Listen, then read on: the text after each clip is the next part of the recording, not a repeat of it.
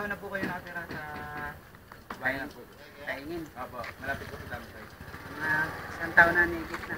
Isang taon na higit po. Eh, ilang sa palagay niyo po, o ayon po sa nakikita niyo, mga ilang truck po ng basurang napupunta po dito linggo-linggo para magtapon ng basura? Yung dati, maraming truck, di namin mabilang kasi ang dami kasi yan. Ngayon, pinasira, pinalipat dun sa kabila, sa Lingunan. Sa Lingunan po, doon po sa bandang... Sa Valenzuela na po. Eh, yung mga, di ba malapit po kayo sa dam site? Sa palagay niyo po, sa karanasan niyo rin po, ano na po yung mga nag-epekto nito na nag-epekto po nito sa buhay niyo, yung pamumuhay niyo po dito? Okay lang po, kasi pagdating nila dito, binuhos nila, may gamot naman na binubuga nila para walang amoy. Para wala pong maanuhan.